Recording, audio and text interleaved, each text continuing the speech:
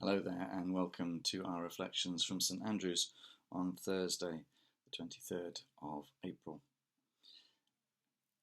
If you watched yesterday, you may remember that I was talking about what we can learn from monasticism, both the ancient traditions and newer forms of monasticism today. And I want to continue that train of thought for a while, actually. And I was looking back to a book I read some time ago by Bishop Christopher Jameson, the abbot of the monastery, in a television series by the same name, where people were invited to go and spend time in a monastery aside from their busy lives. In his book, which I would recommend to you and is well worth a read, the very first chapter is entitled with a question: how did I get this busy? I want to read to you just a few paragraphs from the beginning of that first chapter. How did I get this busy? Because I think it has words that we need to hear in our current times. Christopher Jameson says this: recipes for busy mums, tips for busy teachers, workshops for busy executives.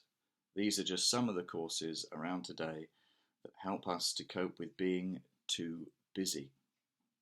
People speak and act as if being busy is a force beyond their control, as if somewhere back in history a malign spirit of busyness invaded the planet.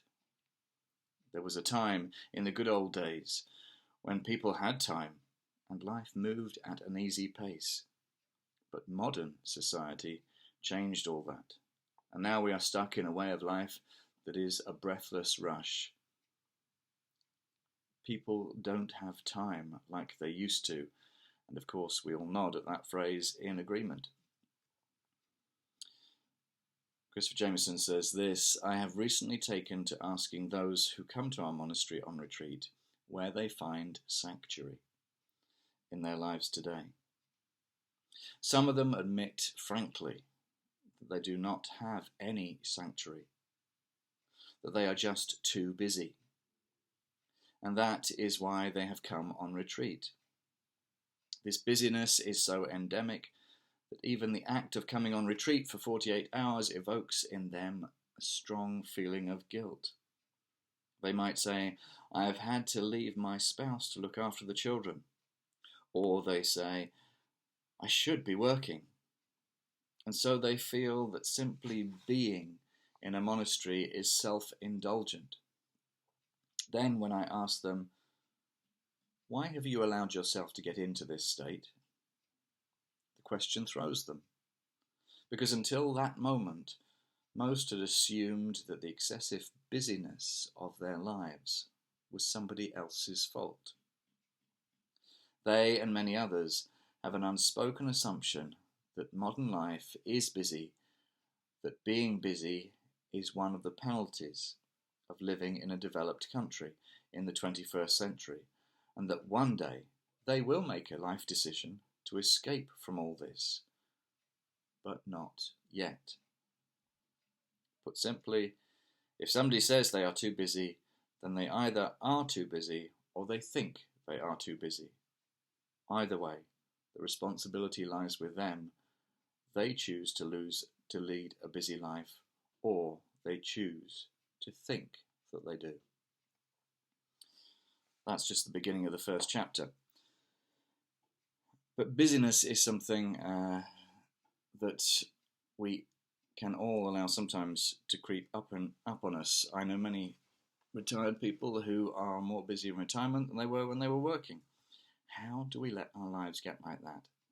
I used to kick myself when people asked how I was if I answered with the phrase, oh, keeping busy.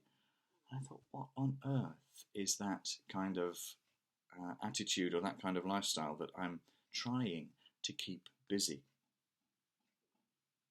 I think this present moment in time, this forced time when we have to stand back and take stock, gives us an opportunity to find sanctuary.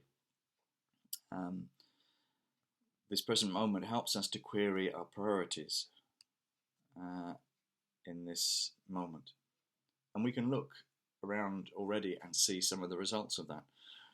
We seem to be already living in a greener society through cutting back on our use of cars and planes and all sorts of things. The world is healing in that sense. Many of us may find that we're in some ways in more contact with people than we were otherwise through social media, through FaceTime, through Zoom, people that we didn't make time to be in contact with. In other words, we're investigating a new normal. And in this new normal, I want us to embrace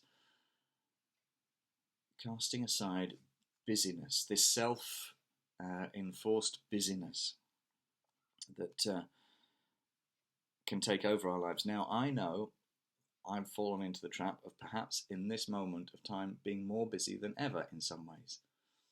But I know what I need to do is to shift what I do each day into a way that helps me to grow and to develop, rather than just assuming I need to get all these tasks done. And that takes discipline, and it will take help. But it is something I think we all need to do, and we can't do it alone. I want to turn to part of the Psalm from as part of the given lecture readings for last Sunday, which is Psalm 16. Because sanctuary is, in many terms, in fact, I encourage you to look up that term and what sanctuary actually means. It can mean many things: a refuge, a place of safety. But Psalm 16 is a song of trust and security in God, and this is what it says. I'm reading the first couple of verses, then jumping to verse 8. Protect me, O God, for in you I take refuge. I say to the Lord, you are my Lord. I have no good apart from you. I keep the Lord always before me, because he is at my right hand. I shall not be moved.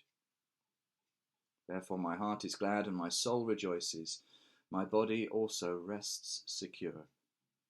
For you do not give me up to Sheol, or let your faithful one see the pit. You show me the path of life. In your presence there is fullness of joy.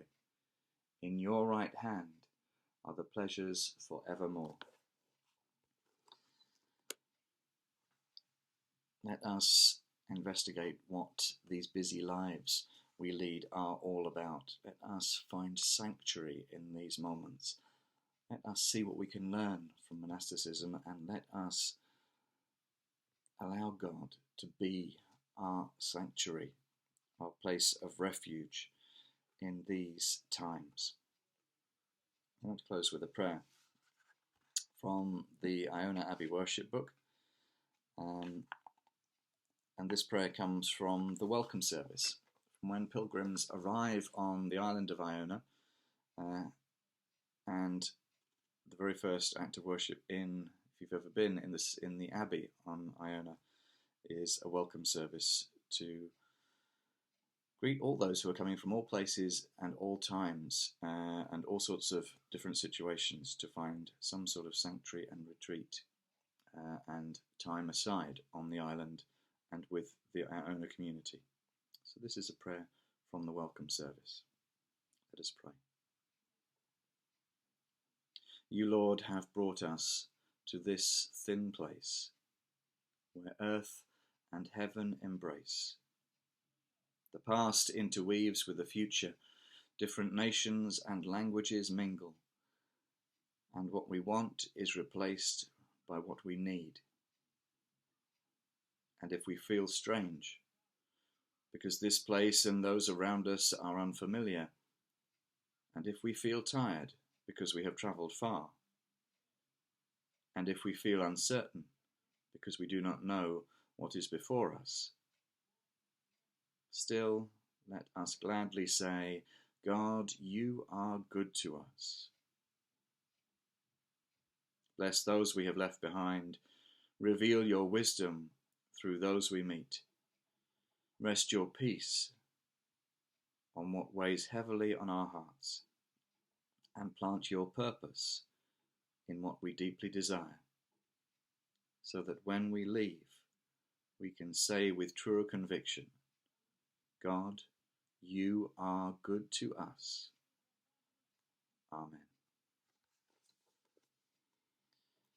God is good, and God can enable us to re-evaluate our lives, help us to re-evaluate our lives and become more focused and richer human beings as a result.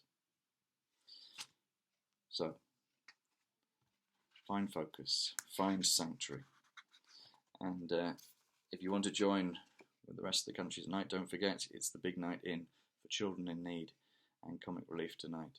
I know our family will be sitting down together to watch that time and share in fellowship together, but you can do it wherever you are, knowing that you're joining with others throughout the country. Let's give thanks for those who work so hard on our behalf. God bless.